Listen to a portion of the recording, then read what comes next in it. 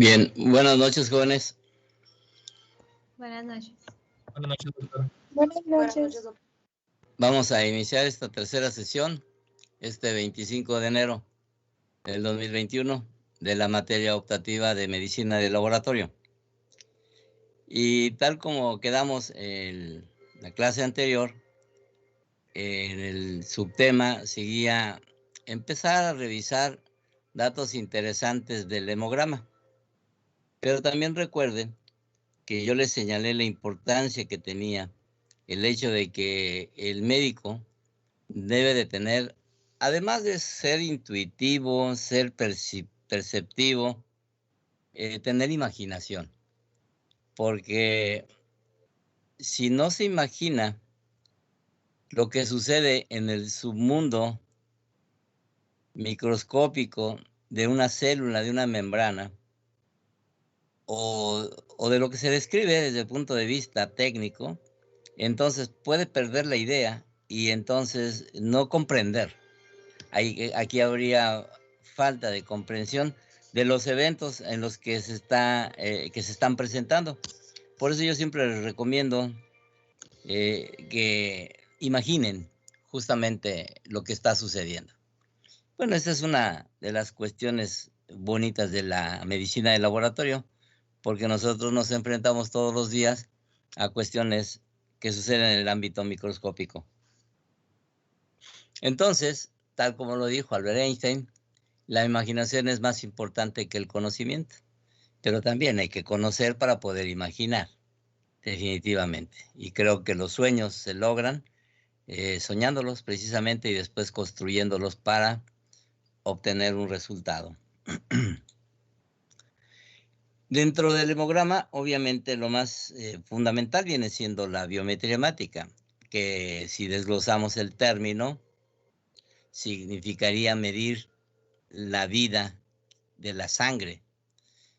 Y la sangre, pues es el conjunto de células y proteínas plasmáticas contenidas en determinado volumen de agua. O sea, finalmente es esto, es un elemento que está conformado con componentes sólidos, soluto, disueltos en su solvente, que en este caso es el plasma.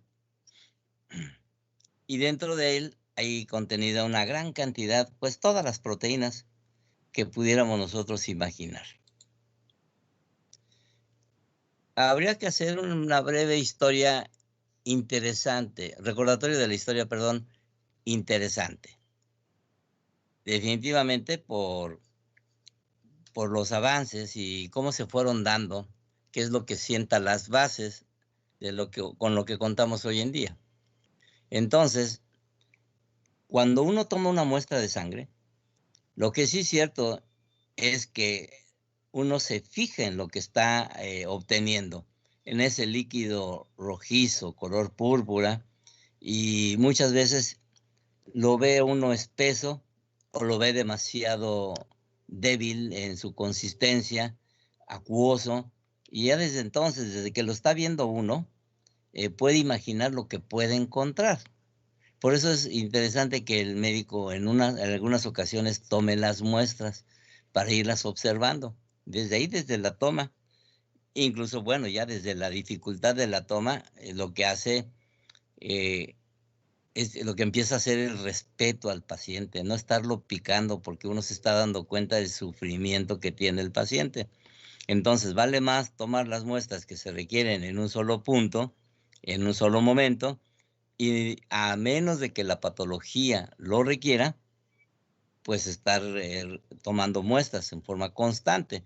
Pero si no es necesario, entonces debemos de entender que basta con una sola punción para hacer la medición de los analitos necesarios y suficientes para la patología que en ese momento estamos sospechando. Entonces, la infección simple, a simple vista de la sangre, durante la flebotomía, ya se practicaba desde la antigüedad para adquirir información de la enfermedad del paciente. En 1658, Swammerdam fue el primero en observar las células de la sangre.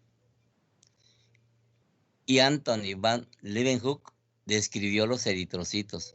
Claro, para ello hubo que estar el descubrimiento del microscopio, definitivamente.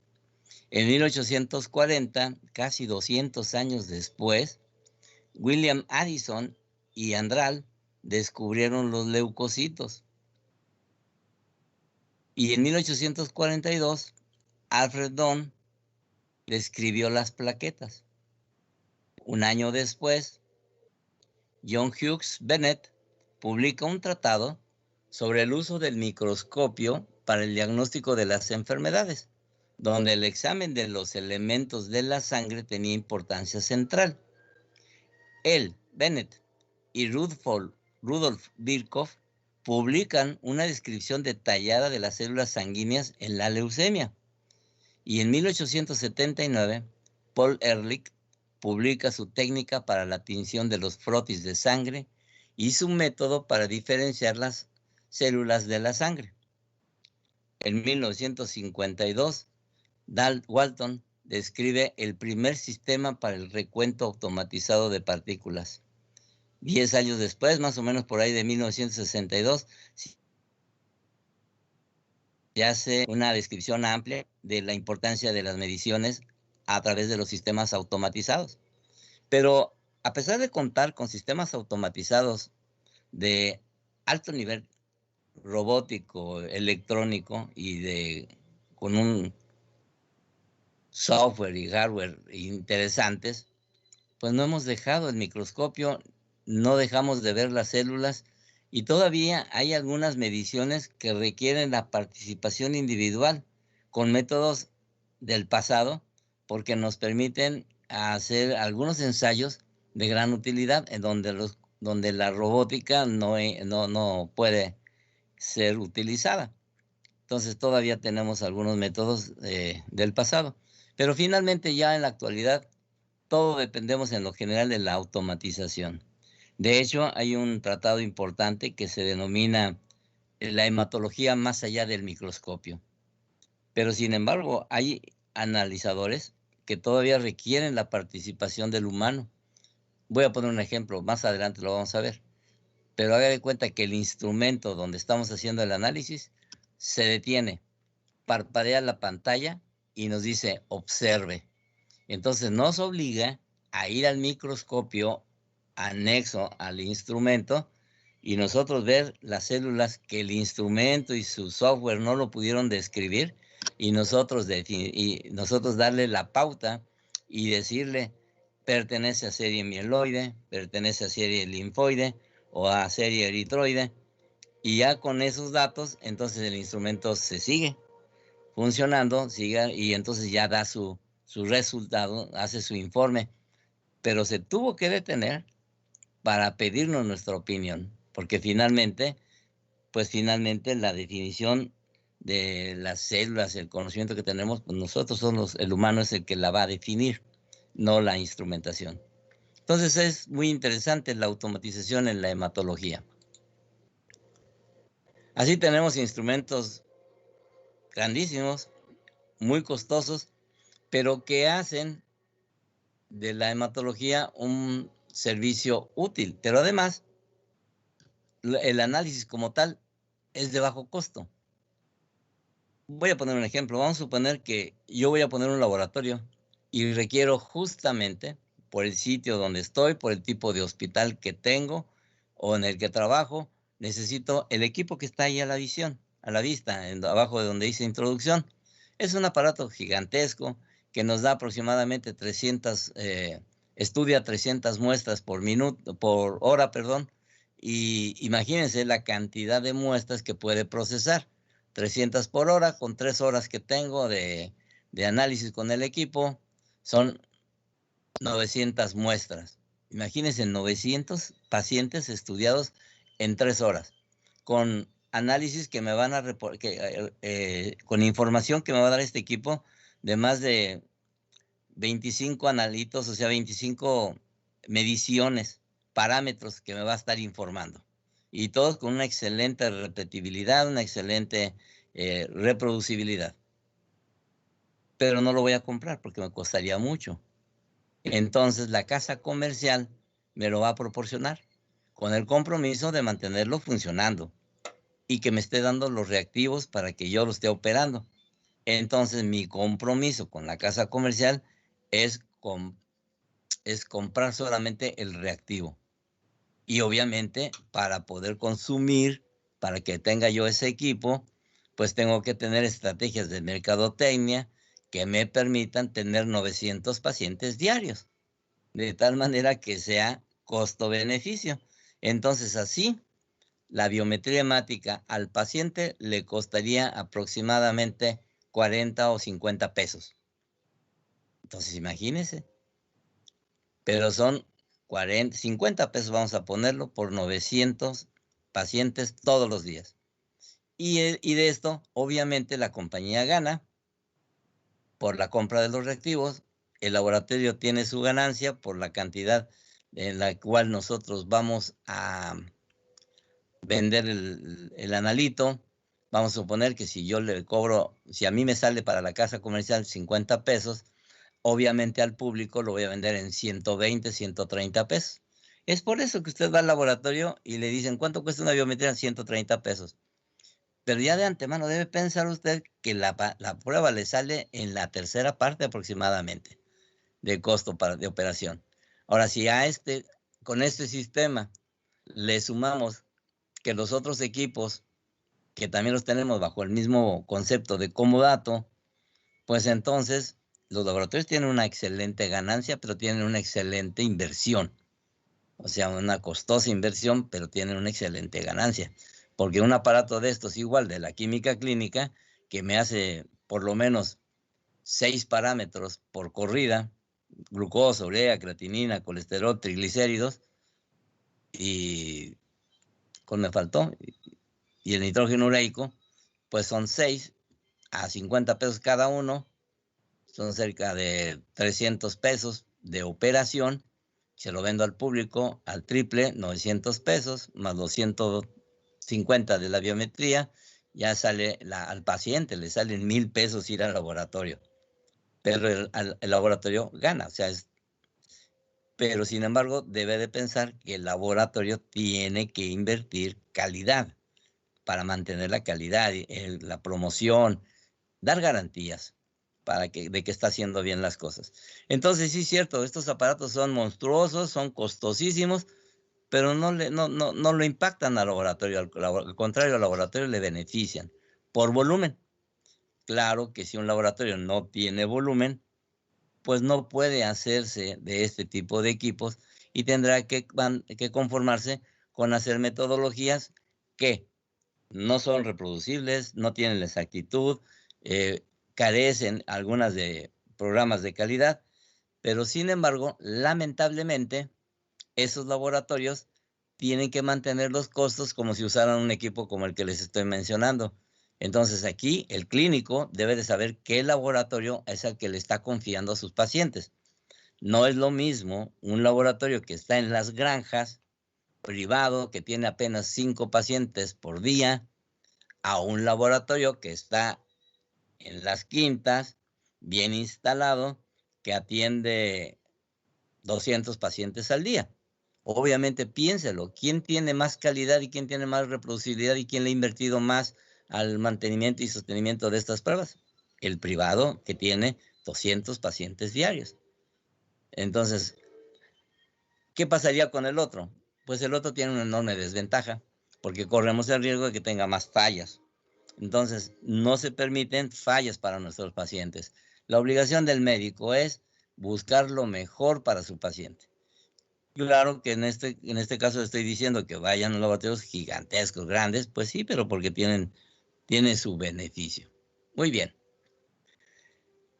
Como lo dice ahí, justamente el laboratorio de hematología junto al de química clínica forman hoy en día el cuerpo principal de la medicina del laboratorio y le proporciona al médico una cantidad de información muy importante en la formulación del diagnóstico y la conducción del tratamiento. Ya les establecí las bases de por qué estos laboratorios deben de tener ese tipo de equipamiento, porque le da garantía de calidad al paciente. La biometría hemática o citometría hemática, que sería el sinónimo, es el examen de laboratorio de mayor utilidad y más frecuentemente solicitado por el clínico. Y esto es debido a que en un solo estudio se analizan 3 líneas celulares completamente diferentes, que no solo orientan a patologías hematológicas, sino también a enfermedades de diferentes órganos y sistemas. Como vamos a ver más adelante, para hablar de biometría hemática siempre es representativo el tubo donde se toma la muestra, y que internacionalmente es aceptado, es de color lila, porque manifiesta que es un tubo para muestras de hematología, porque el anticoagulante que contiene es el EDTA. Esto es un adelanto a la toma de la muestra. Por eso está en esa imagen puros tubos de tapón color lila. Los valores de referencia, en el caso de la biometría hemática, evalúan condiciones diferentes, variadas. Algunas dependen del laboratorio, como ya lo señalé. No es lo mismo hacer pruebas manuales que hacer pruebas automatizadas. En relación a la edad, no son los mismos valores del recién nacido, neonato, prematuro o no, lactante, en edad escolar, a un adulto mayor o a un paciente que es ya del área de la geriatría. No es lo mismo, los valores son diferentes. Y no es lo mismo en un hombre y una mujer. Y no es lo mismo aquí a nivel de Hermosillo, a nivel del mar, donde estamos a cerca de 600 metros sobre el nivel del mar, a los cerca de 3,000 metros en los que está la Ciudad de México, más o menos, o Cananea, más de 2,500 metros sobre el nivel del mar, o Guadalajara, que está cerquita de los 2,800, creo, 2,000 metros sobre el nivel del mar. O sea, tenemos que conocer en la zona de donde procede la persona, donde radica, donde por lo menos tiene 3 meses radicando, para establecer cuáles serían los barómetros que están, en los cuales puede influir la altura sobre el nivel del mar.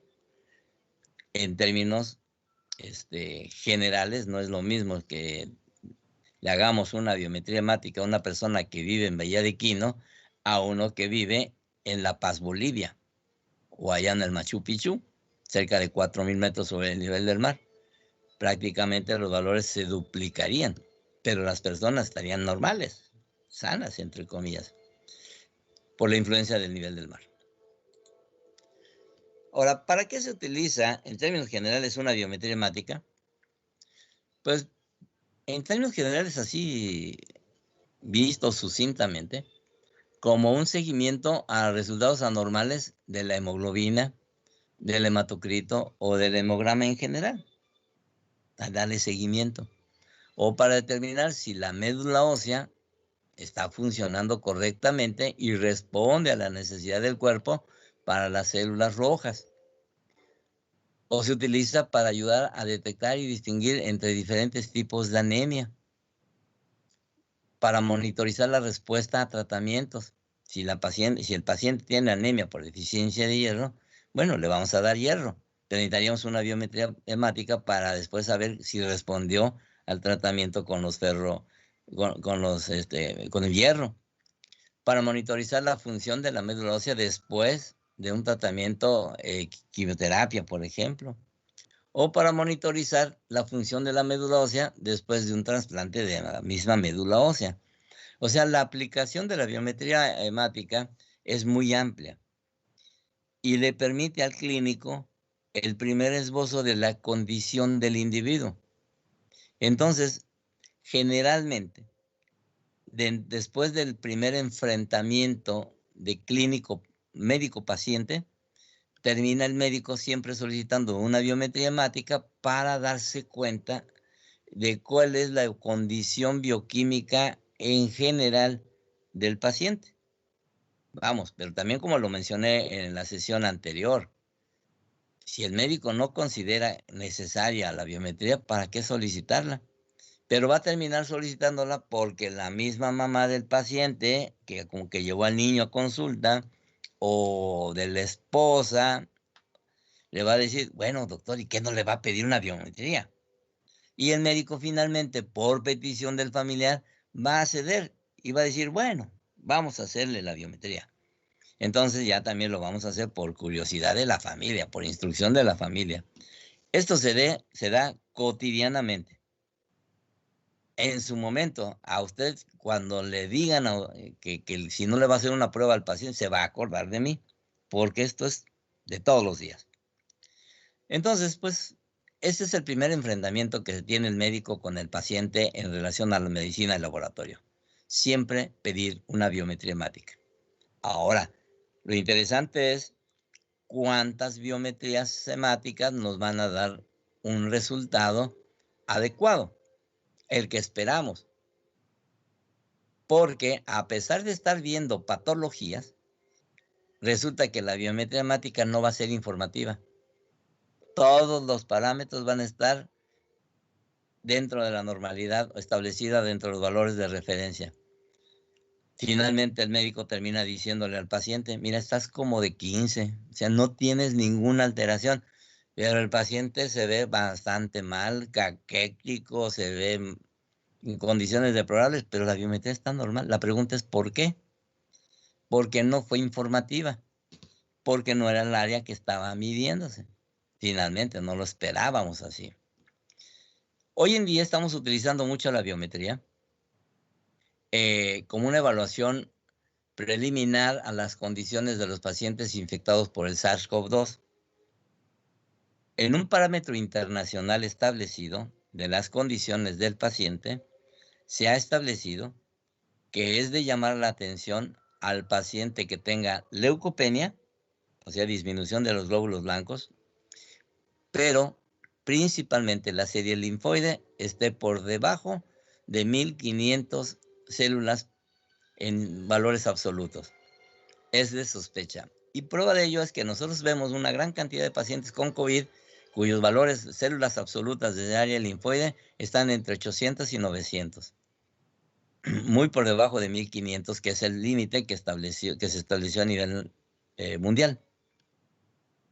En el área que yo me dedico, que es la medicina transfusional, en la evaluación de los pacientes que van a donar, y entendemos que una persona que va a donar está sano, completamente sano, que no tiene ninguna patología y que no tiene factores de riesgo.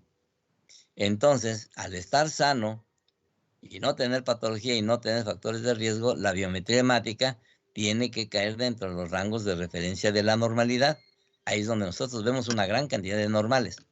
Pues si va a donar, tiene que ser el 100%, tiene que estar bien, caer dentro de los rangos de referencia normales. Y desde que empezó la pandemia, tenemos una gran cantidad, desde mayo para acá, de una gran cantidad de personas que descartamos como potenciales donadores porque la cifra de linfocitos absolutos está por debajo de 1.5, de 1500 linfocitos. Y ellos dicen, pero no tengo nada. De acuerdo, usted no siente nada, pero hematológicamente usted tiene una alteración que nos está indicando que existe la probabilidad de que tenga infección por COVID. No le podemos decir si tiene COVID o no, pero es una manifestación temprana, más la monocitosis y la linfopenia y la leucopenia. Entonces, bien utilizada una biometría hemática puede ayudar, como ven aquí, a incluso hasta eliminar la probabilidad de transmisión de agentes que no sabemos en un momento dado si van a causar patología, o sea, si se van a transmitir por la sangre o no. Está demostrado hasta este momento solamente que existe la probabilidad de que se pueda transmitir por la sangre, pero no hay una demostración de facto. Pero nuestra obligación en los bancos de sangre es eliminar riesgos. Y si ahí existe el riesgo, vale más proteger. Además, porque una persona sospechosa que tiene linfopenia con leucopenia, pues puede contaminar al personal que lo atiende y entonces finalmente tener que cerrar el banco de sangre por falta de personal porque todos se enfermaron. O sea, son medidas de protección que se requieren. Bien, avancemos. La sangre en el organismo actúa como un sistema de transporte y distribución de nutrientes. Yo sé que estas cosas las saben, pero los voy poniendo en el contexto, los voy situando en el escenario. La sangre está formada por una solución acuosa que contiene moléculas de diferente tamaño y diversos tipos de elementos celulares. La imagen a la derecha le muestra primero un tubo con tapón rojo. Recuerde, en el Código Internacional de Señalización, todo lo que esté en rojo es una llamada de atención. Está diciendo algo. En este caso, de los tubos de toma de muestra de sangre, nos está diciendo que estamos tomando una muestra o que obtuvimos una muestra en un tubo que no tiene anticoagulantes. Si no tiene anticoagulantes, entonces la sangre se va a coagular. Si se coagula, entonces el líquido que queda, el remanente, después de formarse el coágulo, se denomina suero. Entonces, ahí tenemos una muestra que presenta suero, una capa de gelatina, es la capa blanquecina que está entre el suero, la parte amarilla, y el paquete globular, que es el rojo que está al fondo. Y esa gelatina lo que nos permite es una rápida separación del suero y del paquete globular, de tal manera que podamos obtener la muestra de suero en menos de 20 minutos para poder procesarla. Y la gelatina nos permite eliminar la fibrina o algunos interferentes en las muestras de los autoanalizadores, porque queda completamente líquida, sin interferentes. Hay algunos tubos de tapón rojo que no tienen esta gelatina o este gel. Bueno, finalmente lo mismo va a suceder. Vamos a tener el paquete globular al fondo y el plasma, el suero, perdón, arriba, pero sin esa gelatina. Pero si volteamos el tubo, sí se puede combinar con el coágulo, o sea, con el paquete globular, y entonces tendríamos que recentrifugar la muestra. Este tipo de tubos, los que tienen gel, pues lo que permiten es eso, que si se nos voltea el tubo, no hay una combinación entre el paquete y el suero, y entonces no hay una contaminación. Esas son las ventajas de estos tipos de tubos. ¿Cuál es la diferencia en costos?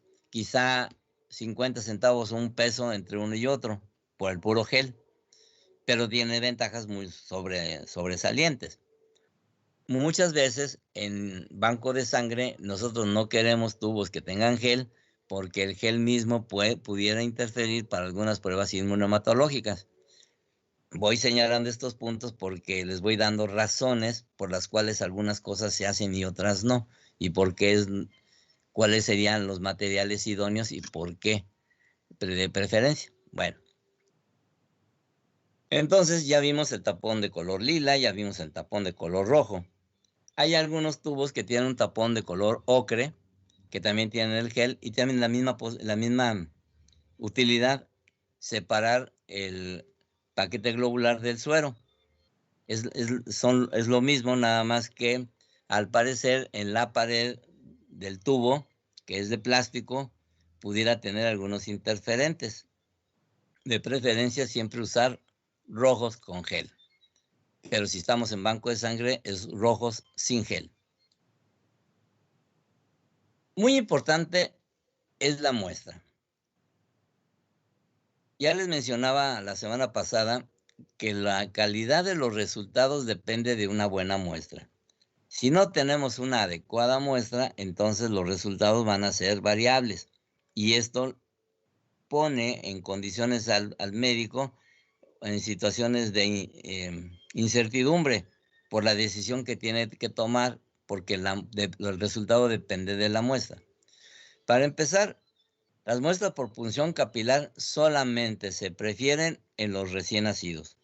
Y vean ustedes, se tiene que tomar con una lanceta cortando el talón, una previa calentadita del talón, pero no calentadita tipo agente judicial, ¿eh? No sale pegando al talón. No, una calentadita, una frazadita, una sobadita al talón.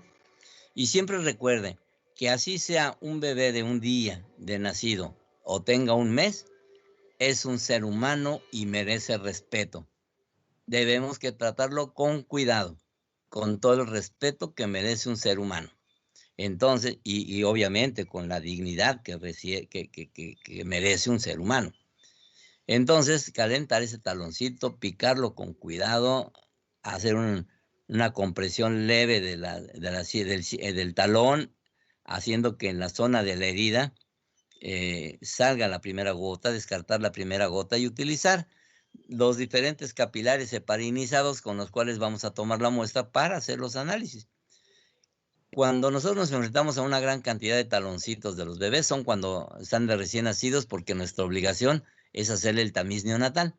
Bueno, si le vamos a hacer el tamiz neonatal, pues también aprovechemos en ese piquete, tomarle muestras para el laboratorio para saber si tiene, cómo está el hematocrito, cómo está la glucosa y cómo están las bilirrubinas. Esos serían los 3 puntos fundamentales para un recién nacido. Pero lo que no se vale es que le dimos un piquete y como nos dio tristeza y ahí está la mamá a un lado y está llore y llore la mamá y le damos un piquete y no salió sangre. Y ahí te va otro piquete y ahí te va otro piquete. No se vale. Tenemos que ser rudos, si se permite la palabra, o sea, seguros en lo que estamos haciendo y tomar el talón con seguridad y darle el pinchazo. Bien, fuerte, pero con cuidado. De tal manera que se haga una buena abertura, comprimir el taloncito y entonces sí obtener una generosa cantidad de sangre, que pueden ser tomadas pues directamente a través de los capilares. Debemos de tener los capilares heparinizados ahí a un lado. O unas muestras de tubo, le quitamos el tapón y ahí lo podemos ir escurriendo, nada más que tenemos que tomar en cuenta el factor de dilución, la cantidad de anticoagulante que tiene de EDTA con la cantidad de muestra que vamos a depositar, porque no va a ser lo mismo que si la tomáramos directamente de la muestra venosa. Debe haber una adecuada relación entre anticoagulante y muestra. Por eso se prefieren tubos de capilares de heparinizados. Ahora, los capilares heparinizados nos van a permitir tener una muestra que va a ser analizada porque la sangre queda completamente líquida, no se coagula, porque pues la heparina es el anticoagulante y solamente nos sirve 6 horas, no se pueden almacenar en refrigeración, tienen que ser analizadas de inmediato, entonces esa es la desventaja. Si la muestra en lo general, la ideal es tomarla por venopunción, como la imagen que está a la derecha. En la vena central, en el antebrazo, en la cara anterior del pliegue del antebrazo, poniendo la ligadura a 10 centímetros por arriba, ahí en la zona del conejo, si me permiten la expresión, y ahí se va a aparecer la vena central. Siempre debe ser privilegiada la vena central porque es de fácil acceso, tiene un buen calibre. Y si utilizamos métodos como el Vacutainer o métodos en que se toman tubos al vacío, pues vean ustedes, hay una camisa o que pareciera ser una jeringa, pero que sin émbolo. Finalmente el émbolo, la función la hace el tubo, se introduce en esa camisa cuando ya la vena ha sido canalizada con la aguja de 22 milímetros en la vena central, se introduce, se aprieta hacia donde está la aguja. Esa aguja, que también es desechable, cuando está enroscada en la camisa, tiene un plástico, entiéndase, con todo respeto, eso le llamamos nosotros el condón de la jeringa, y cuando metemos el tubo, el condón se retrae, el condón de la aguja, y entonces eso permite que ya la aguja quede directamente relacionada al vacío, y por el vacío se va extrayendo la sangre.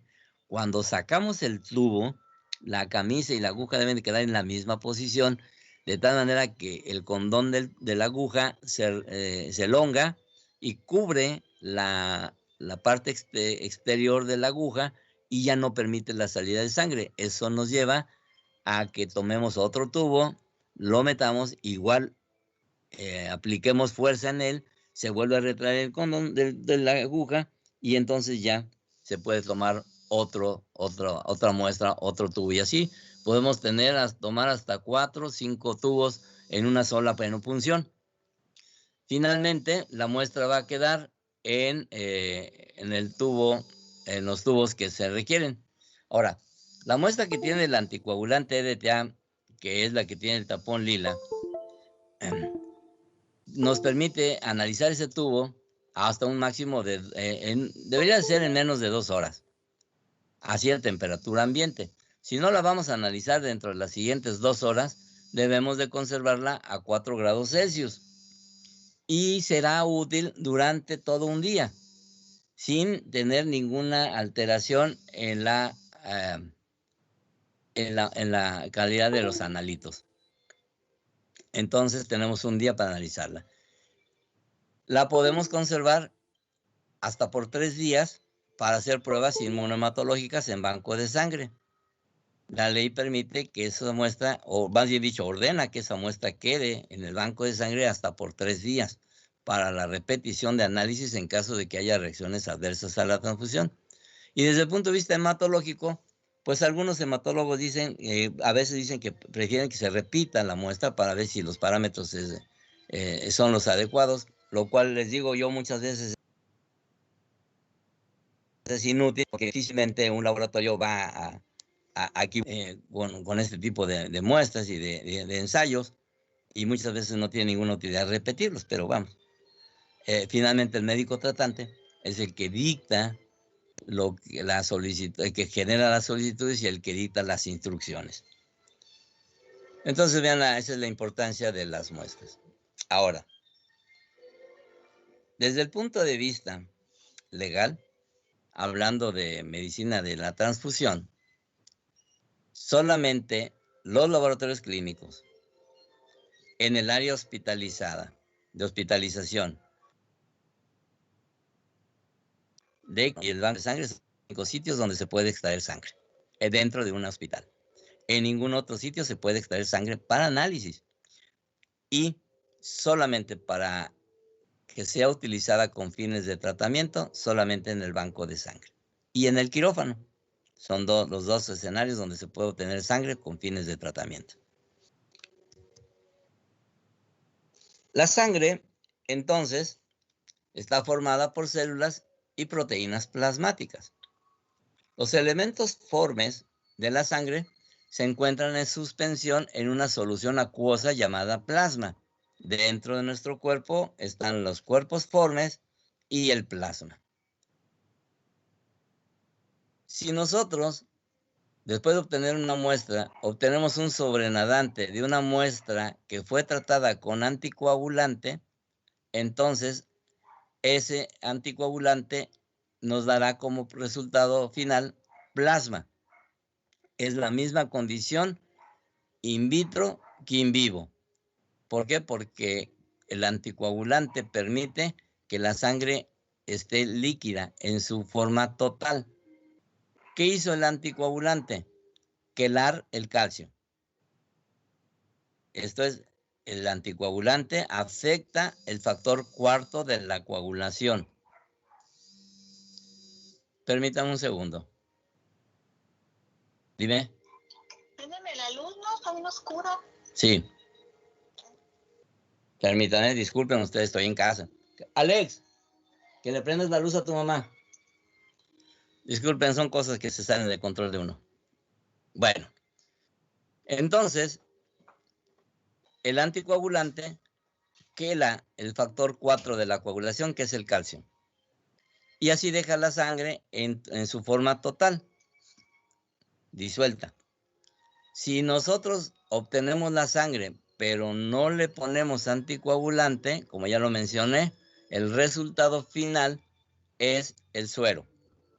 Entonces, una muestra la podemos tener, o análisis podemos hacer en plasma, o análisis en suero. Para el médico, muchas veces, en un error técnico, señala glucosa plasmática o glucosa en suero. Para él es lo mismo, pero dése cuenta, para nosotros en el laboratorio no es lo mismo, porque nosotros tenemos que responder al llamado, a la instrucción dada por el médico. Y si el médico me pide glucosa en plasma, pues tengo que hacer lo necesario para que el resultado que yo obtenga sea glucosa en plasma. Pero si me pide glucosa en sérica, pues tengo que hacer lo necesario para que la muestra de glucosa sea en suero. ¿Qué anticoagulantes tenemos y cuál sería la importancia de ellos? Porque es importante conocerlo. Además, ustedes como clínicos, en su momento, van a utilizar anticoagulantes, ya sea para lo que es nuestra materia, para lo que estamos viendo ahorita, o para el tratamiento, para uso con fines terapéuticos. El más conocido, el primero y más conocido viene siendo la heparina, el heparinato de litio.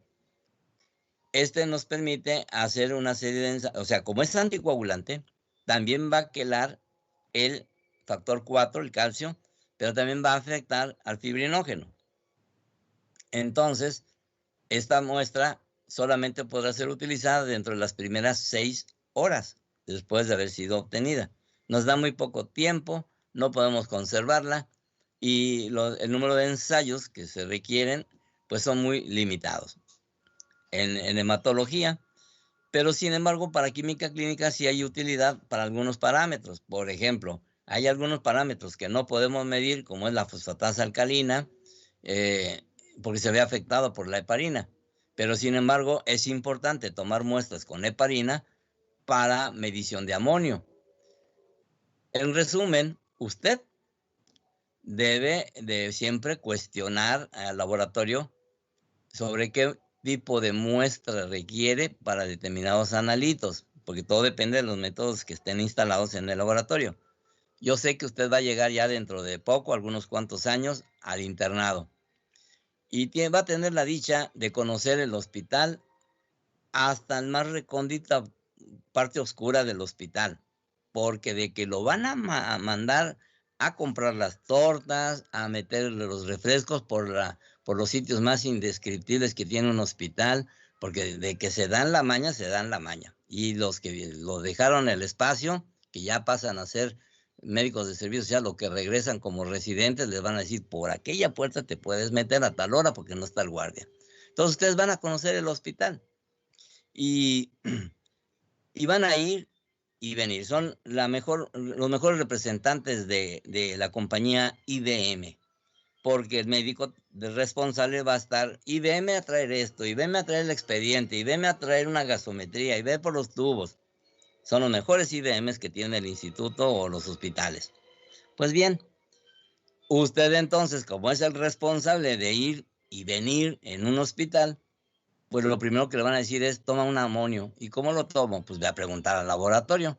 Y va a ir al laboratorio y en algunos laboratorios le van a decir, es una muestra en un tubo con tapón rojo. En otros hospitales le van a decir, es una muestra con tapón verde. Pues depende de la metodología que estén usando. Por eso siempre es bueno preguntar. Pero el más conocido, viene siendo la heparina.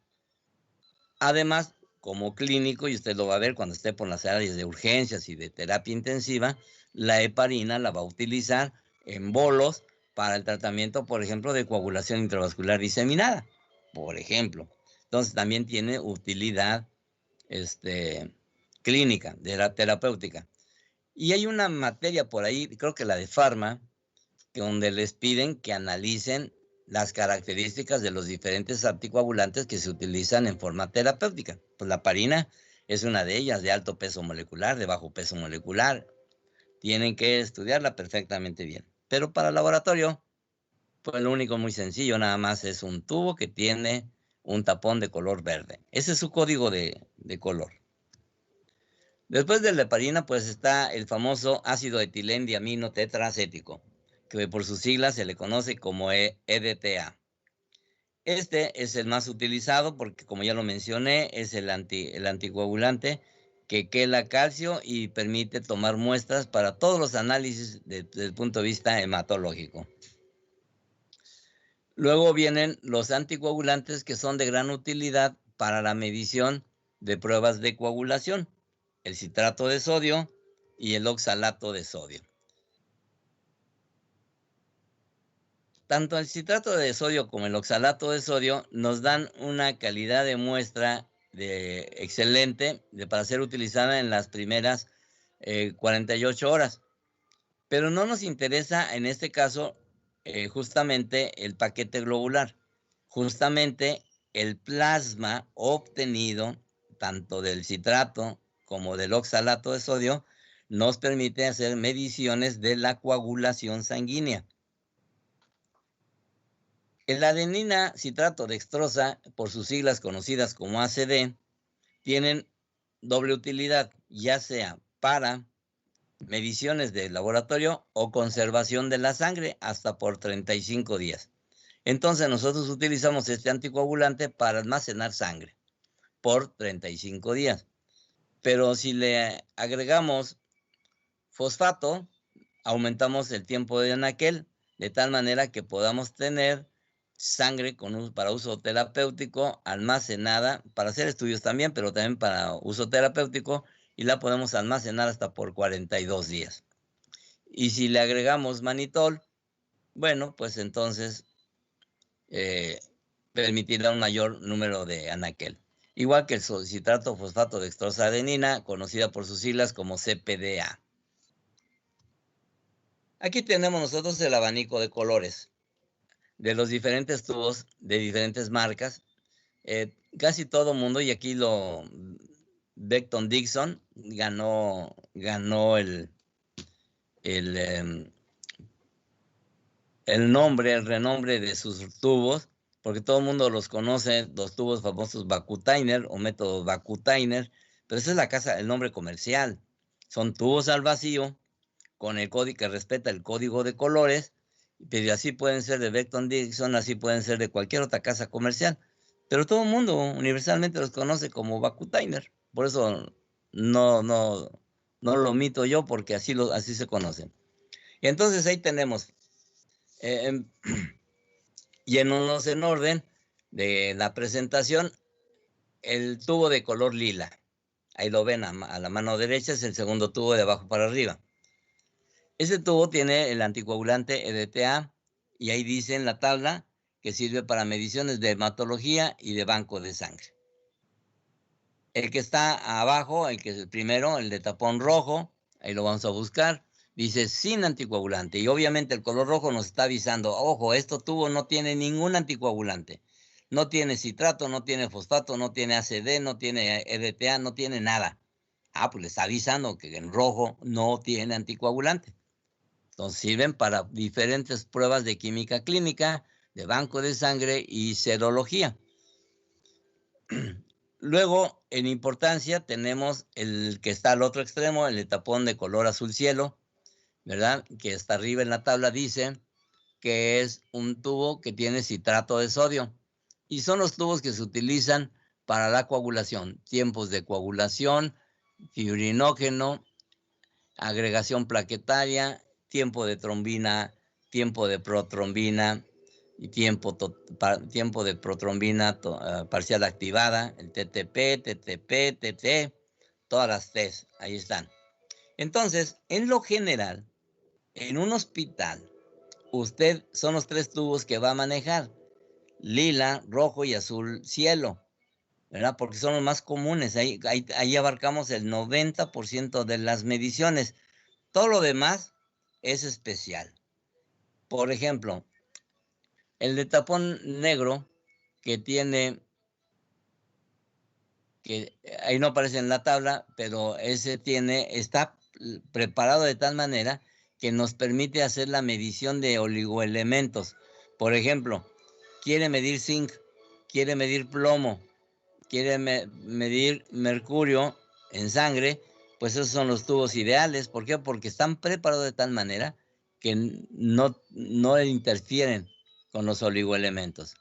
Está el de tapón verde, que ya mencioné, que es el que tiene heparina y que sirve para la química clínica, de urgencias principalmente, y hematología como, por ejemplo, la fragilidad osmótica. El tapón de color gris es un tubo que tiene oxalato, también sirve para pruebas de química clínica y algunas pruebas de coagulación. Y así, cada uno de ellos tiene su utilidad. Pero recuerde usted, es un código internacional de colores.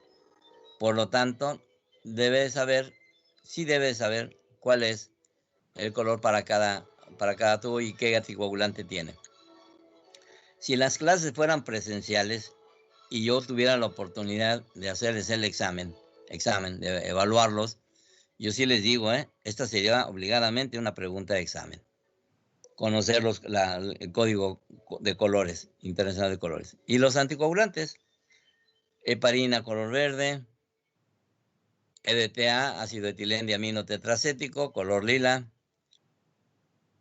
que sirve para pruebas de hematología, citrato de sodio, color azul cielo, que sirve para todas las pruebas de coagulación que se imagine, y adenina citrato dextrosa, color amarillo, ¿verdad? Que sirven para darle algunas pruebas de química clínica y da más vida a los eritrocitos, tienen una vida prolongada en anaquel. Y esto nos permite hacer estudios de cariotipo, pruebas de histocompatibilidad para trasplantes. Y si ya lo vamos a utilizar con fines terapéuticos, pues estaría el citrato fosfato dextrosa, que nos daría 35 días de anaquel de vida, 35 el CPDA y 42 utilizar con manitol. Y así tenemos entonces que para fines terapéuticos podemos utilizar estos anticoagulantes en las bolsas que nos sirven para la obtención de sangre con fines de tratamiento cuando uno va a donar. Por lo tanto, las diferencias principales que hay entre el plasma y el suero son el anticoagulante. El uso del anticoagulante nos va a dar como resultado plasma. La ausencia de anticoagulante nos va a dar como resultado suero. Porque además para tener plasma necesitamos que haya anticoagulante, que haya fijación de trombina, que haya fijación del calcio y del magnesio y que haya ausencia de fibrinógeno para la conversión de la fibrina. Entonces son anticoagulantes que tienen esta utilidad. Ahora adelanto. Si para la obtención de la sangre total, que va a ser usada con fines de tratamiento, estoy usando anticoagulante que quela el calcio, después de la transfusión de cuántas unidades de sangre, el paciente va a tener hipocalcemia.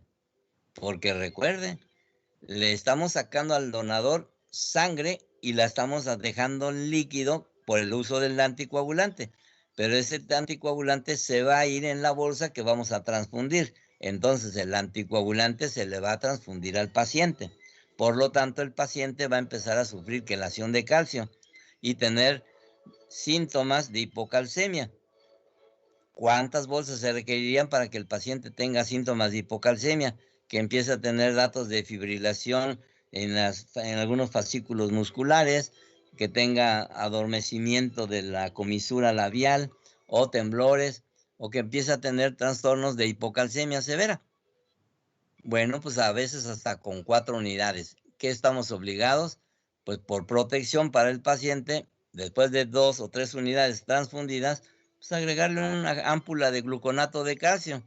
Y así el paciente no se nos va a desbalancear con el calcio, para que el anticoagulante no le haga efecto. Esto es fundamental que lo sepan. Muy bien. Los elementos formes en la sangre son los hematíes, o sinónimos son eritrocitos, glóbulos rojos, rubicitos, los leucocitos o glóbulos blancos y los trombocitos o plaquetas. Esos son los cuerpos formes. Es lo que va a estar nadando en su solvente, que es el plasma. ¿Y el plasma qué es? Agua, electrolitos y proteínas. Más lípidos, ¿verdad? Obviamente, que lleve. Es importante entonces entender, conocer en términos generales la hematopoiesis, porque si vamos a ver los diferentes elementos formes, pues cuándo se forman y dónde y qué intensidad tendremos de ellos. Primero, saber cuáles son los sitios de hematopoiesis. En un feto de 0 a 2 meses obviamente la sangre se va a estar formando en el saco vitelino. Si usted recuerda sus citas de embriología, pues esta se lo tuvieron que haber visto ahí. En un feto de 2 a 7 meses, el hígado y el vaso son los principales sitios de hematopoiesis. Y en un feto de 5 a 9 meses, la médula ósea es el sitio de la hematopoiesis. En cuanto nace, la médula ósea y prácticamente todos los huesos están dedicados a la formación de este tejido. Y en el adulto, pues tendríamos sitios de hematopoiesis en médula ósea, en las vértebras, en las costillas, el esternón, sacro y pelvis y en la parte proximal del fémur. Ahora, ¿de qué nos sirve este conocimiento? Sobre todo en el adulto o en el niño mayor de 8 años.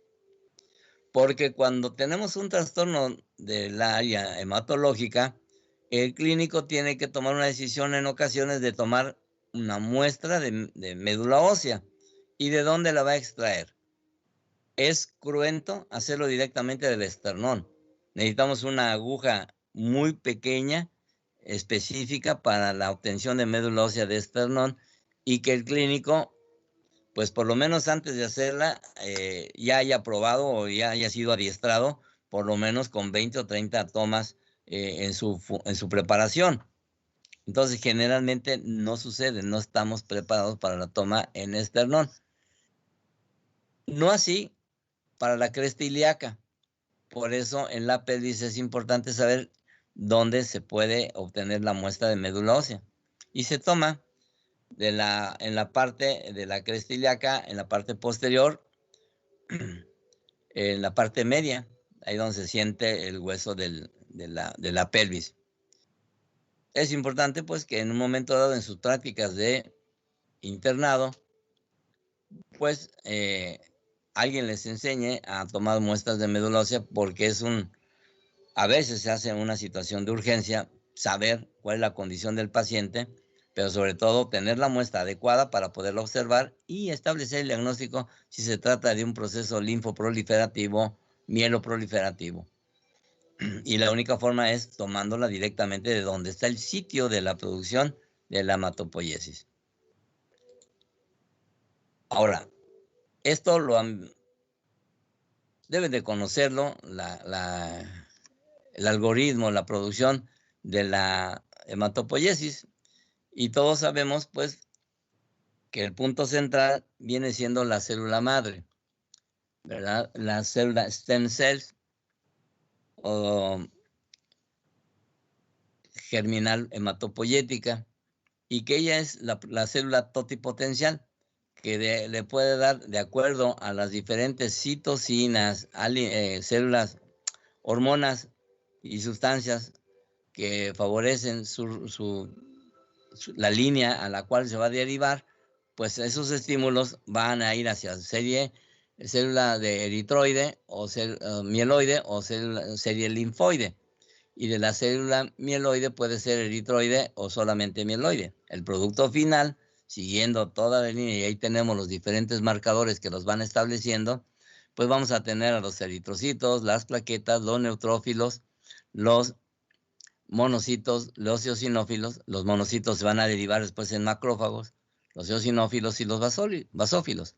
Y de la serie linfoide, que están en azul, pues vamos a tener linfocitos T, linfocitos B, y los linfocitos B van a modificarse hacia las células plasmocíticas para la formación, por un lado, de la respuesta celular humoral y la respuesta celular, ya sea T o B.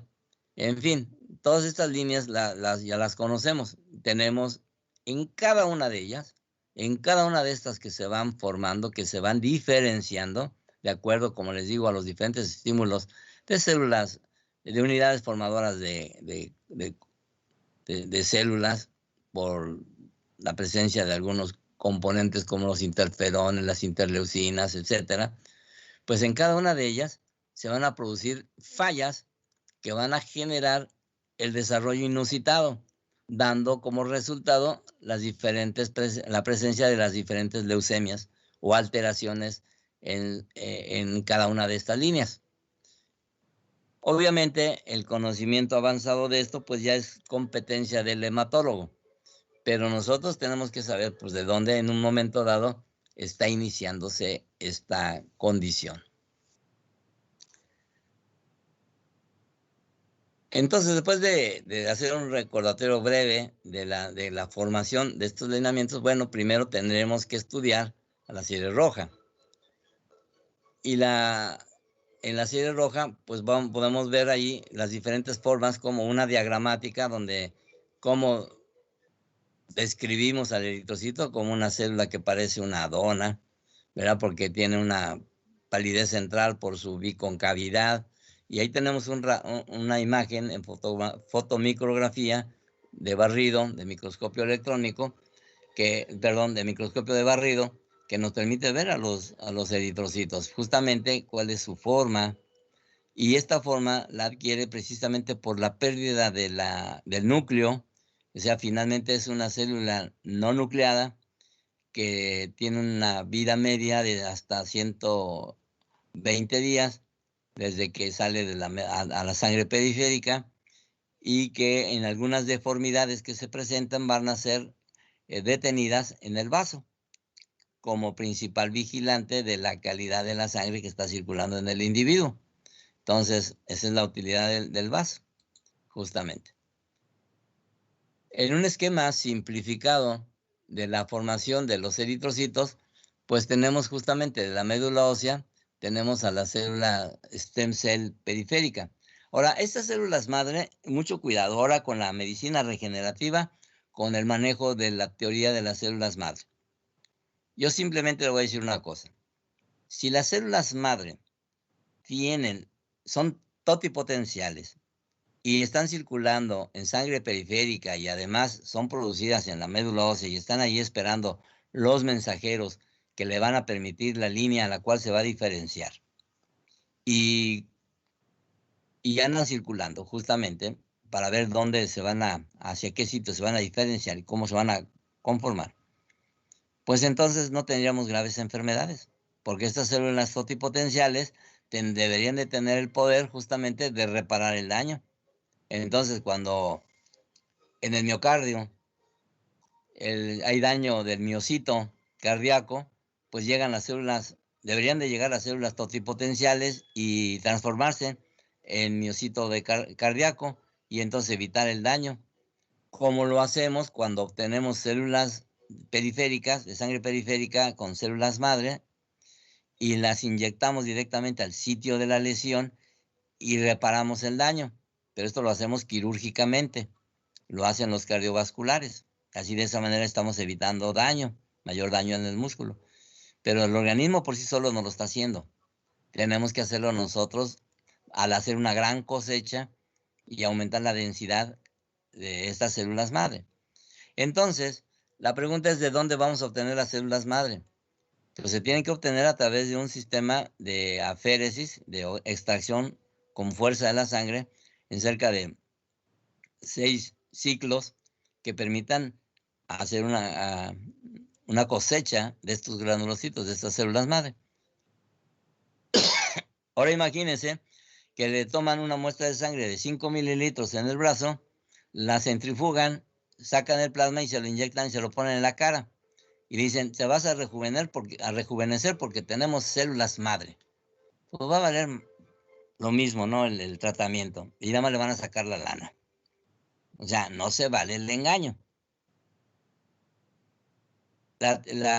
Es cierto que la medicina regenerativa va creciendo a pasos agigantados. Si a usted le interesa el área de la medicina regenerativa, pues préstele atención, pero tampoco engañe, porque todo lo que están vendiendo en la actualidad como productos útiles porque son células madre, pues le van a dar en la misma en su economía, porque no tienen resultados positivos. Claro que la mente es muy poderosa, y si la mente le dice que ya se está viendo bonita o viendo bonito, pues se va a ver bonito, o sea, ni modo, la mente lo va a engañar. En fin, de estas células madre, a través de interleucina 3, por ejemplo, se va a formar las células formadoras de colonias de células granulocíticas, y de ahí, a través de la acción de una hormona producida en el aparato yuxtaglomerular que va a producir eritropoyetina, pues se va a transformar estas células a la serie eritroide, y vamos así a tener un eritroblasto y después un reticulocito y finalmente un eritrocito maduro. Y esta es la formación así de los eritrocitos. Por lo tanto, en sangre periférica podemos tener dos tipos de células: eritrocitos maduros, eritrocitos inmaduros o reticulocitos. Son los tres tipos de sangre de la serie roja que podemos encontrar en la sangre. Claro que los reticulocitos, por razón natural, así nada más visto en esta diapositiva, pues son los que nos van a hablar de la velocidad de reparación del daño. Porque si los eritrocitos decaen, obviamente debe haber más reticulocitos que estén sustituyendo a los eritrocitos. En un ejemplo burdo, vamos a suponer que estamos en la guerra en África y los eritrocitos son los adultos. Pues en las guerras que se tienen ahí en el África, en Sudán, por ejemplo, terminan matando a la mitad de los adultos. ¿Y a quiénes son a los que llaman al ejército? A los niños. Entonces, niños mayores mandan reticulocitos a la guerra. Y los van acabando, mandan a los reticulocitos menores, más menores, a la guerra. De tal manera que son los que están alimentando las fuerzas militares. Pues aquí en la sangre es igual. Tenemos eritrocitos maduros que, si se están destruyendo por un gran consumo, por ejemplo, por hemólisis, pues la médula tiene que ir respondiendo, mandando reticulocitos. Por lo tanto, los reticulocitos se convierten en un elemento importante de funcionamiento de la médula ósea. Si la médula ósea no funciona, entonces no va a haber formación de reticulocitos, por lo tanto no va a haber restitución de los eritrocitos maduros y la persona va a caer en estado de anemia severa, no regenerativa, porque no va a estar respondiendo la médula ósea.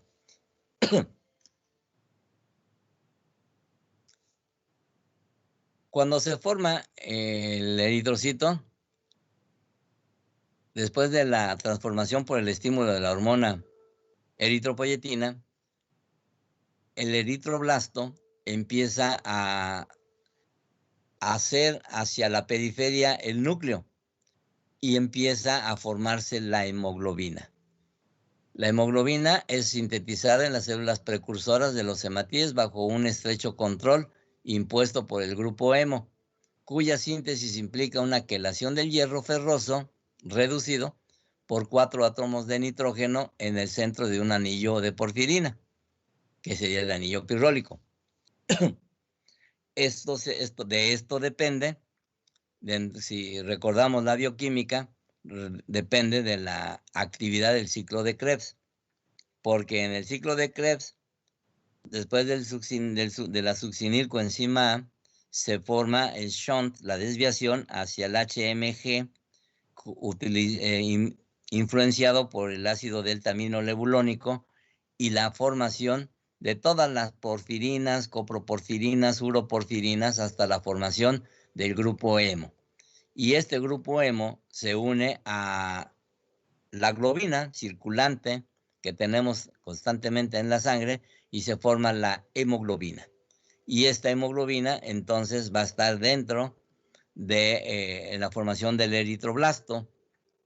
Por eso una célula nucleada es necesaria, porque dentro del núcleo, dentro de la célula, pues tenemos la información para la formación de estos grupos, una gran cantidad de mitocondrias, que es donde se desarrolla el ciclo de Krebs, que van a dar justamente la formación del grupo hemo, y un eritrocito, un eritroblasto, que va produciendo una gran cantidad de hemoglobina, de tal manera que el núcleo ya no es útil, ya no debe de estar, porque ya no cabe, por la gran cantidad de hemoglobina que tiene ese eritroblasto, y entonces pierde el núcleo y se convierte entonces en reticulocito. Y el reticulocito es la cariorrexis del eritroblasto, porque todas esas punteados que tienen remanentes nucleares son los que le van a dar la característica al reticulocito, y toda la hiperclaridad que tiene y se va a formar el estado bicóncavo es por la hemoglobina. El estado bicóncavo del eritrocito es para que precisamente sin núcleo pueda deformarse y pasar por todos los capilares y hacer la actividad de oxigenación, liberación del oxígeno y captación del dióxido de carbono. Muy bien, entonces, una perla al conocimiento. Los eritrocitos tienen moléculas de histocompatibilidad, sí, cuando tienen núcleo. Toda célula nucleada tiene complejo principal de histocompatibilidad. Las células no nucleadas ya no tienen forma de producir las moléculas de histocompatibilidad, por lo tanto el eritrocito no tiene complejo principal de histocompatibilidad. Solamente tendrá en su membrana la función de una gran cantidad de proteínas y glicoproteínas y lipoproteínas que van a actuar como sistemas de grupo sanguíneo, pero porque tienen funciones en la membrana, pero no tendrá complejo principal de histocompatibilidad. Entonces, una aberración en la formación del grupo M es lo que nos va a dar como resultado las famosas porfirias, la porfiria eritropoyética y otras. La hemoglobina está formada por 2 cadenas alfa y 2 cadenas beta. En neonato va a tener cadenas fetales, la cadena F, y pudiéramos tener alguna otra alteración en una cadena, pudiera ser la cadena Godwin, etcétera.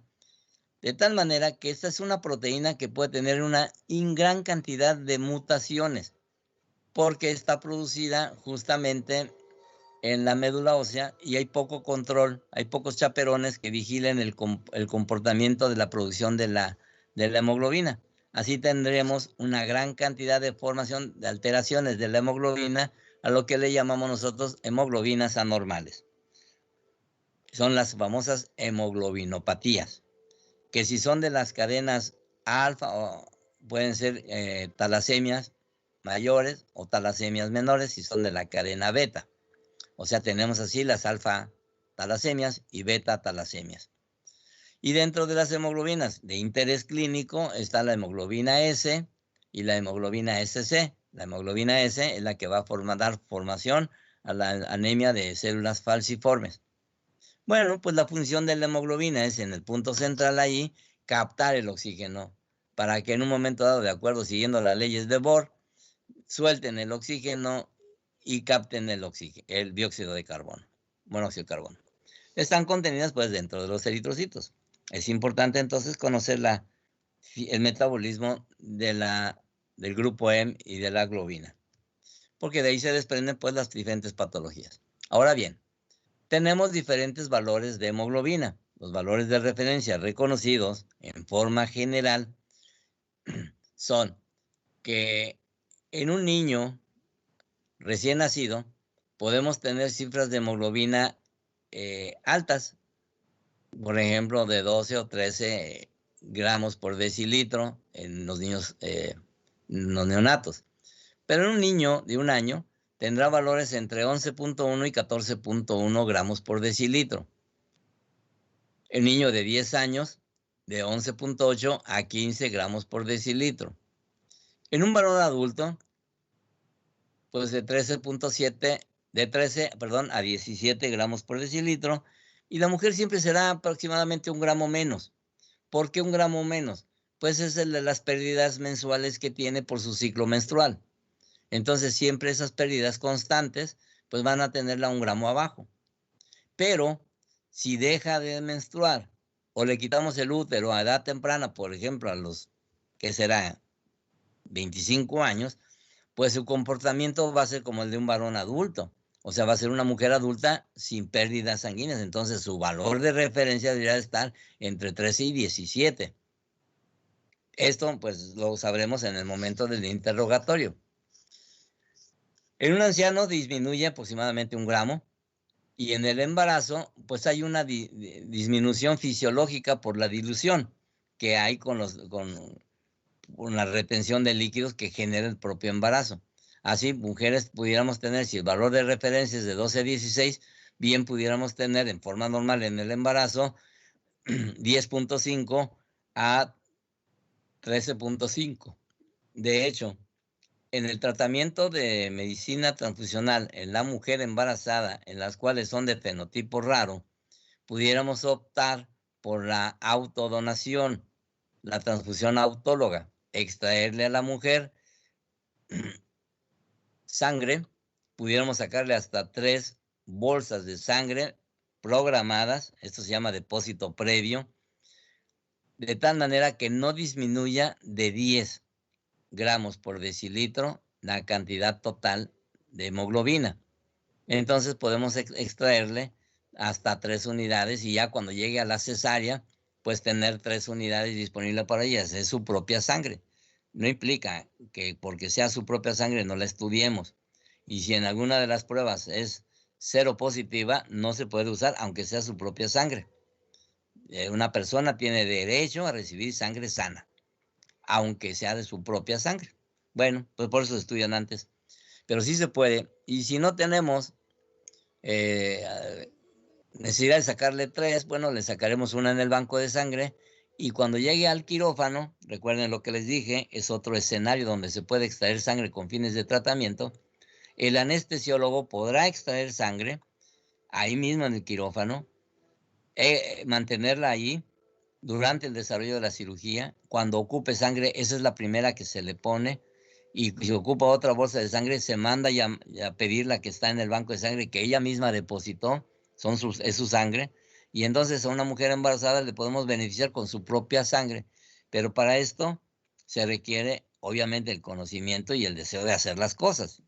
Yo le preguntaba a un anestesiólogo que por qué no hacía el programa, no participaba en el programa de hemodilución aguda preoperatoria.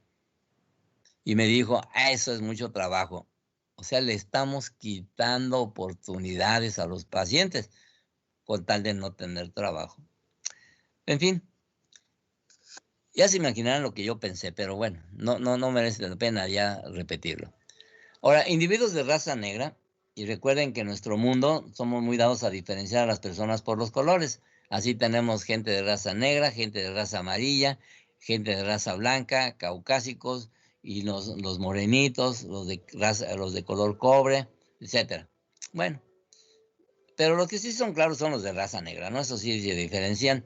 Tienen valores levemente inferiores en comparación con la raza blanca, en cifras de medio gramo a 1 gramo por decilitro de diferencia. O sea, no es muy importante, pero hay que saberlo. Cambiando de área de estirpe, pues tenemos a los leucocitos. Los leucocitos son células, son elementos formes cuya función principal es la de proteger al organismo frente a las infecciones. Su sitio de producción es la médula ósea, como ya lo vimos, el timo y otros tejidos. Y su función es migración de la sangre a los tejidos adyacentes a través de la diapedesis. De acuerdo a su capacidad tintorial, los reconocemos como los que no reaccionan, como los que son los neutros, y así les llamamos neutrófilos. Son células que tienen gránulos, que no se tiñen, que quedan en forma neutra, neutrófilos. Y su función generalmente es destruir pequeños organismos. Los que reaccionan en su capacidad tintorial de forma basofílica, ácida, secretan, es porque sus gránulos secretan histamina y median en los sistemas de respuesta inflamatoria y secretan factores activadores de las plaquetas. Y los eosinófilos, que tienen una reacción alcalina, tiñen de color anaranjado, destruyen parásitos y participan principalmente en reacciones alérgicas. Ahí en términos generales estoy diciendo cuál es la función de cada uno de ellos. Los que no son granulocitos, más bien no tienen gránulos, son las de la serie linfoide y pueden ser linfocitos B o linfocitos T. Unos sintetizan anticuerpos y los otros participan en la respuesta inmune específica de tipo celular. Y finalmente, unas células que tienen núcleo grande, pero tienen algunos gránulos, son los monocitos, que después se van a transformar en macrófagos en algunos tejidos. Así tenemos las células de Kupffer, las células de la neuroglia, y destruyen a los organismos que invaden y pueden formar granulomas. En términos generales, esta es la función y el tipo de células. Hablábamos que la función principal de acción es la diapedesis. Ustedes saben el término que es de diapedesis, que es que una célula va a encontrar a través de sus quimiosinas el sitio de entrada y se van a ir hacia el sitio de la lesión, al sitio de donde está el proceso infeccioso o proceso inflamatorio. Bien, aquí en términos generales, vean, utilizando la imaginación. Tenemos un fenómeno de flotante del leucocito. Este va migrando por la velocidad, la rheología propia de la sangre, por la parte central del tubo, pero recibe señales que hacen que se desvíe hacia la parte lateral, hacia donde están los endocitos, el endotelio. Y ahí va a encontrar diferentes señales de proteínas, de algunas prostaglandinas, algunos ICAM, etcétera, de tal manera que sus moléculas de adhesión van a empezar a reconocerlas y van a ir en un fenómeno de rodamiento, como cuando uno cae del paracaídas al piso y para no fracturarse la cadera o el fémur, se rueda. Entonces es un fenómeno de rodamiento, igualito, exactamente así rueda el leucocito de tal manera que se detiene.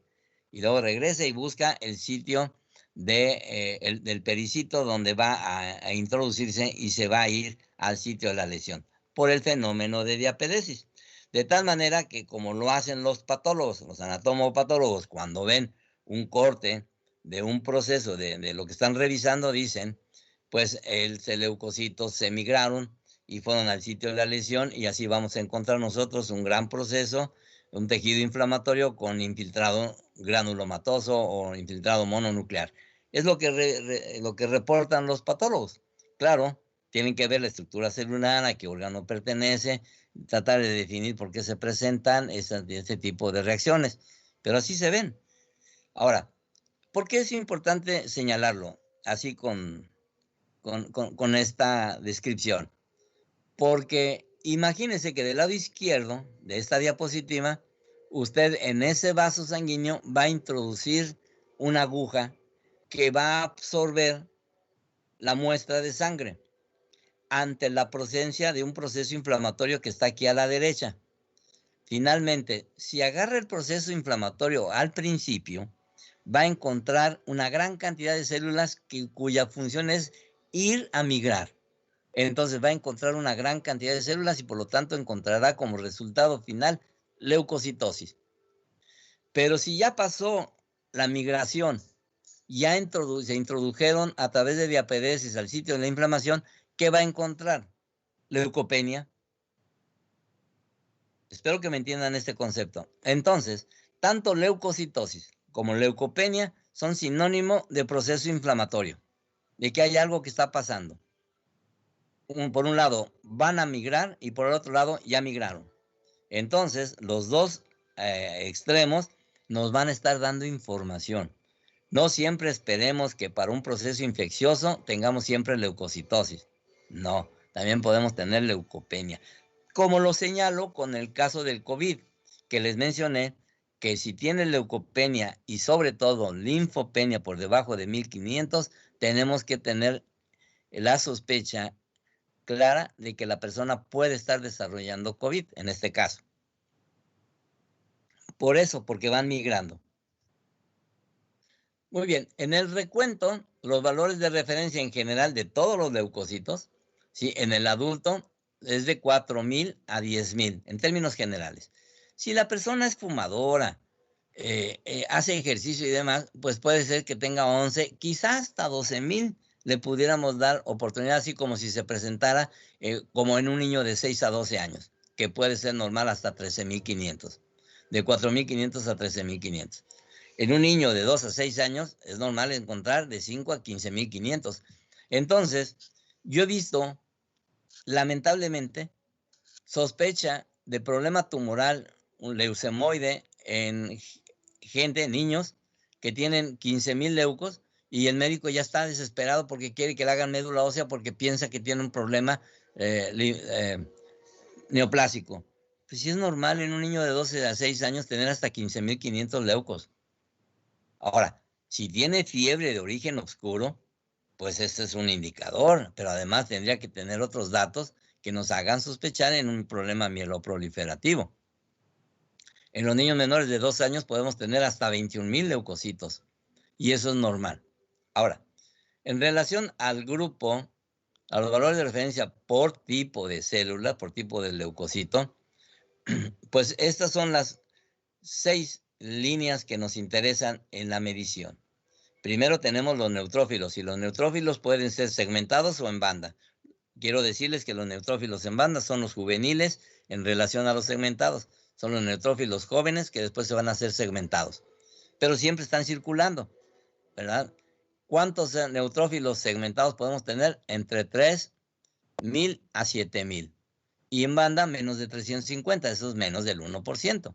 Ok, si lo vemos así porcentualmente, pues tendríamos primero de los neutrófilos del 40 al 60% de las células. Y neutrófilos en banda, pues del 0 al 3%.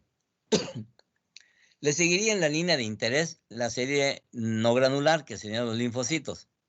Entonces, entre ellos tenemos de 1,000 a 4,000. Dense cuenta que 1,000 está por debajo de los 1,500 que estamos marcando como un punto de interés en el caso de COVID, pero si no tuviéramos COVID sería aceptable, de 1,000 a 4,000. Pero también les comenté que en época de COVID estamos viendo que generalmente los linfopenias se da de 800 o 900, si lo recuerdan, ¿verdad? Bueno, 1,000 a 4,000, que porcentualmente representaría del 20 al 40%. Los monocitos en forma absoluta deben ser menos de 850 y porcentualmente es del 2 al 8%. Y los eosinófilos del 1 al 4%, perdón, son menos de 450 absolutos. Y los basófilos de 15 a 100 células por microlitro, que porcentualmente serían de 0.5 a 1%.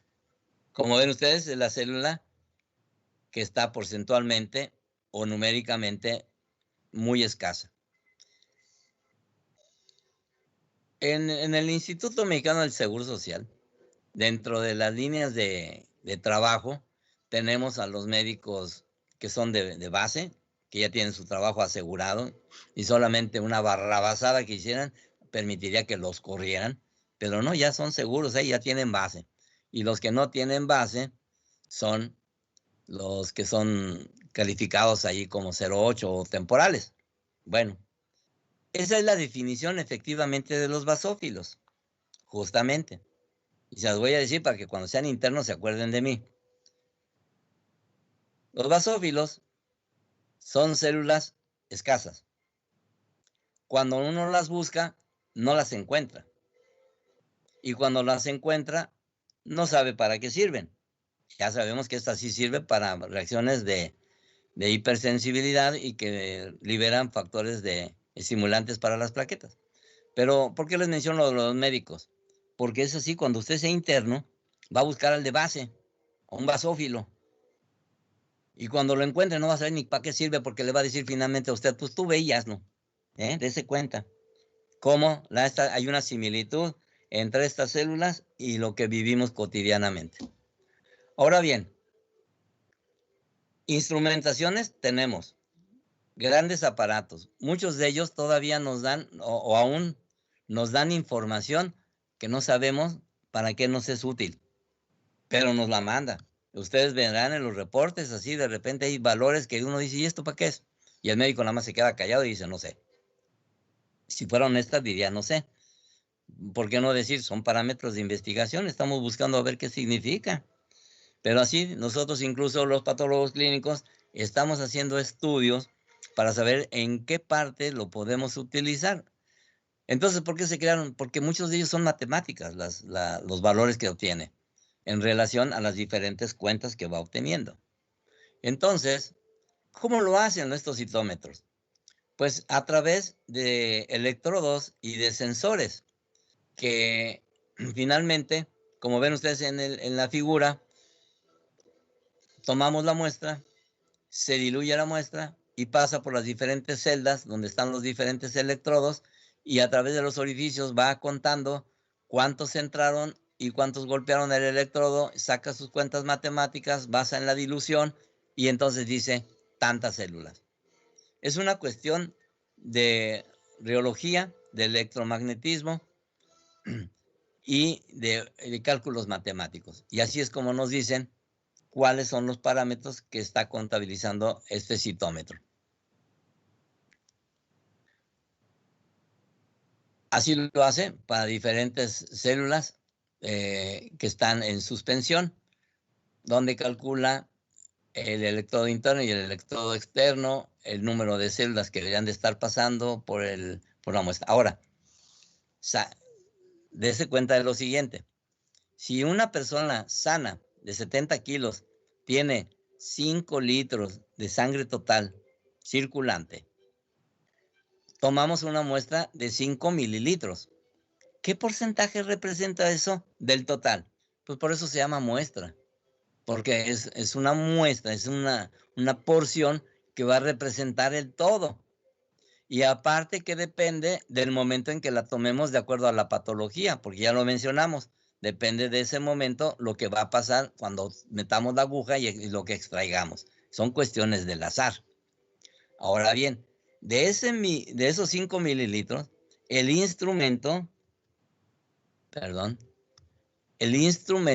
aquí a través de estas vástagos que hay donde dice citometría hacia abajo de la pantalla, ahí está un vástago, va a succionar 25 microlitros.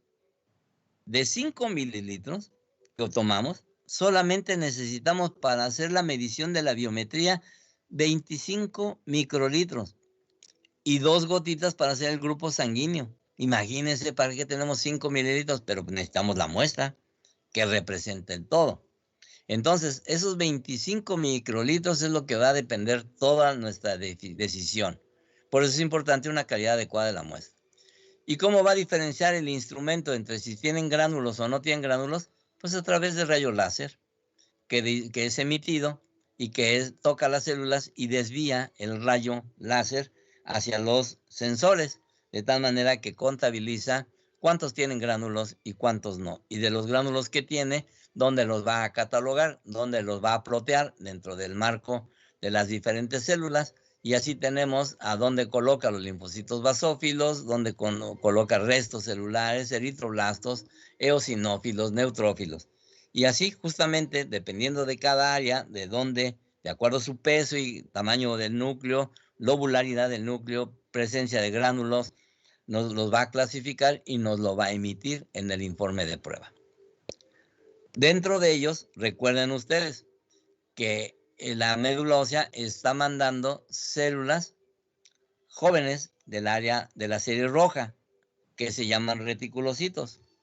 Estos reticulocitos vistos al microscopio teñidos con el verde de bromocresol, pues así se van a ver, verdes, verdosos, en diferentes intensidades, pero el verde de bromocresol lo que va a hacer es teñir el remanente nuclear, aquello que alguna vez fue núcleo y que se ha entrado en estado de cardiorrexis, se ha estado destruyendo.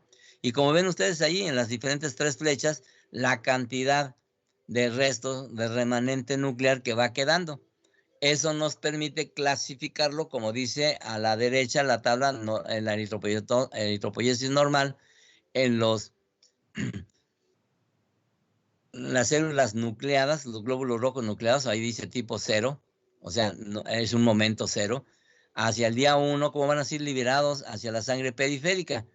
Y en el día 1, día 2 están los reticulocitos de tipo 1, tipo 2, y se liberan a la sangre periférica los reticulocitos de tipo 3, tipo 4. Al día 4 ya debemos de tener solamente reticulocitos de tipo 4 y así salir a la sangre periférica. Esto obviamente, como ya lo señalé, va hablando de la capacidad de la médula ósea de irlos restituyendo.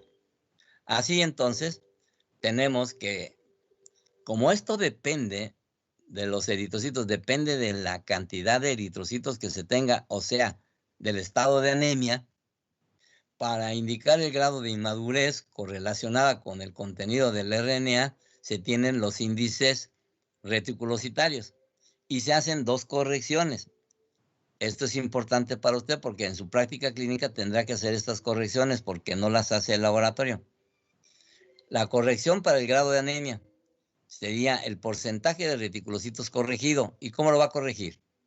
Entre el porciento de reticulocitos que se le reportó multiplicado por el hematocrito, dividido ese valor entre 45, que es el porcentaje de reticulocitos normal, en general para una persona normal. Así ya tenemos la corrección de los reticulocitos. Pero si queremos saber si está corrigiendo la velocidad de la producción de estos reticulocitos, entonces tendremos que obtener el índice de producción de reticulocitos, o Retis Production Index, que es el porciento de reticulocitos que ya se obtuvo del corregido entre un factor de corrección.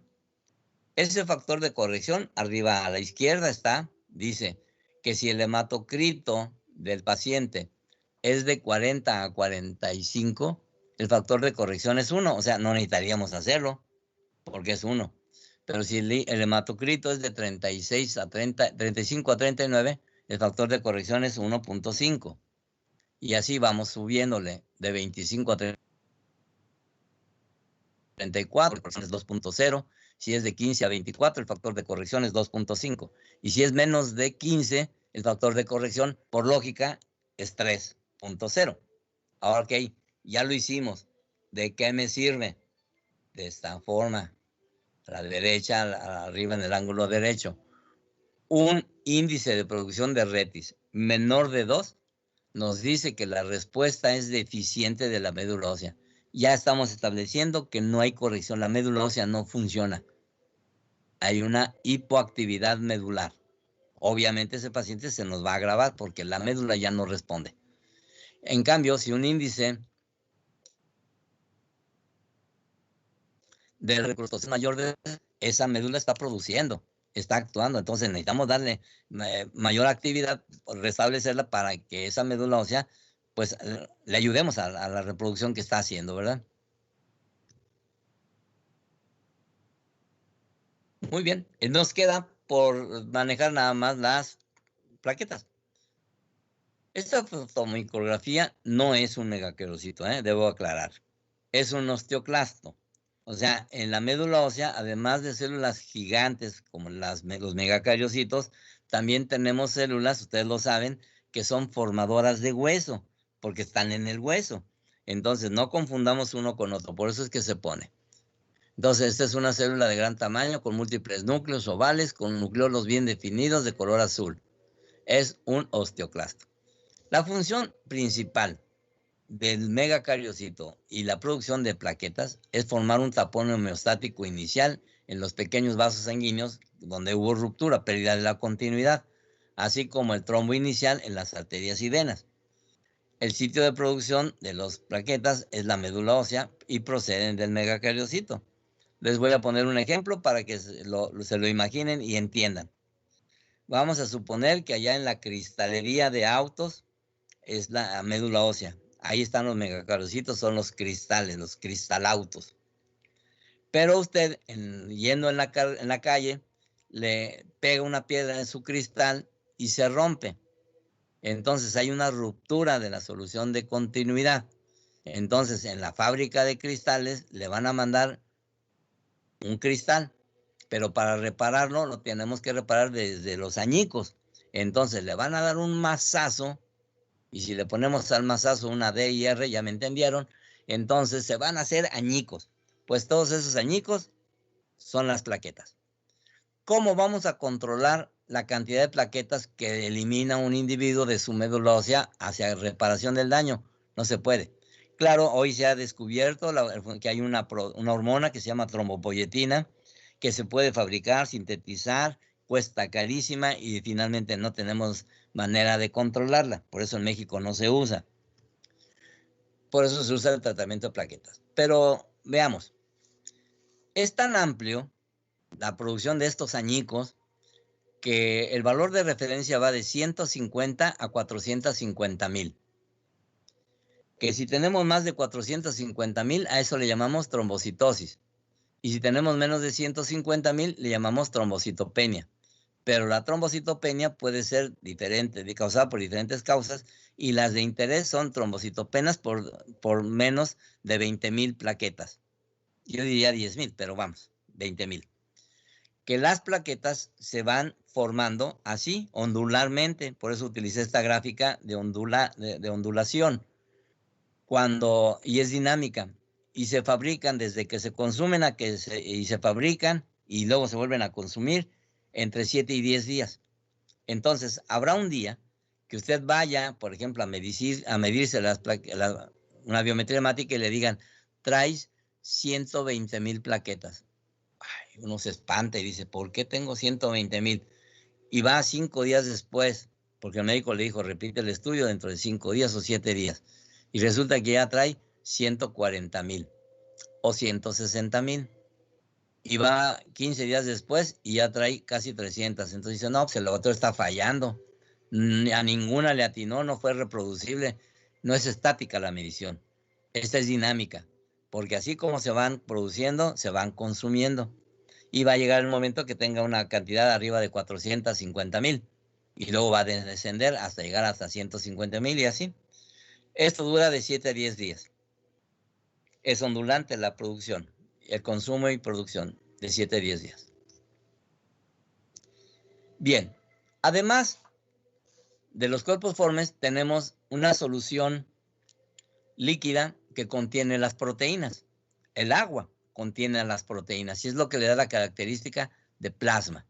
Las proteínas son diversas proteínas que tienen propiedad de fijarse a diferentes ligandos con una afinidad o especificidad elevada. Estas pueden actuar como reservorio del ligando y transportarlo a los tejidos del organismo para ayudarlo a controlar su distribución y disponibilidad. Por ejemplo, la albúmina tiene como ligandos diferentes cationes trivalentes del cobre, del hierro. Entonces, además de que la albúmina puede transportar hormonas, puede transportar diferentes proteínas, transporta los medicamentos. Entonces es una función de la albúmina de transportadora. Por eso en la sangre funciona, es la que más tenemos, la proteína más grande que hay, más pesada. Pero también tenemos otras proteínas como la celuloplasmina, ya es específica. Esa celuloplasmina única y exclusivamente está dedicada a transportar el cobre. La transferrina solamente va a transportar el hierro. La aptoglobina va a captar la hemoglobina libre y la va a transportar para ser eliminada. Si se acaba la cantidad de aptoglobina, tenemos en segundo término la hemopexina. O sea, un sustituto de la aptoglobina que está en espera de que se acabe que se sature, y entonces ella empieza a captar los remanentes de hemoglobina libre. Algunas proteínas van a fijar hormonas, como la globulina fijadora tiroidea, la tiroxina, tironina, la globulina fijadora del cortisol, que va a fijar el cortisol, y así tenemos una gran cantidad de proteínas inimaginable. Yo pudiera poner como un número incierto 5,000, entre las que conocemos y no conocemos, así es. Porque incluso también están las citocinas circulantes, están las proteínas de destrucción tisular, etcétera. Todo está circulando en ese solvente, que es el agua, más los electrolitos que tiene. Pero hay algunos que son de interés, como son las proteínas de fase aguda en una respuesta inespecífica de infección o lesión a los tejidos. Ese es un ejemplo.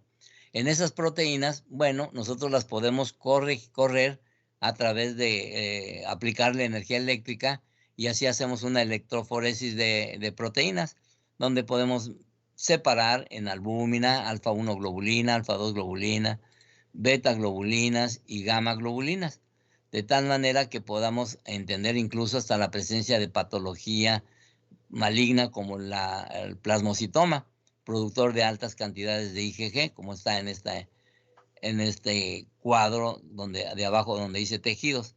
Esta sería la imagen de un mieloma múltiple, por ejemplo. En su momento lo veremos con calma. Y así tenemos una proteína como la proteína C reactiva, cuya capacidad es de incrementarse cuando hay un proceso de fase aguda, un proceso inflamatorio, pero después de haber resuelto el proceso de fase aguda, que tiende hacia, como dice la línea punteada, hacia abajo hasta el 9º, 10º día y caer a lo normal. En este caso estamos hablando de un caso donde hay resolución del proceso inflamatorio.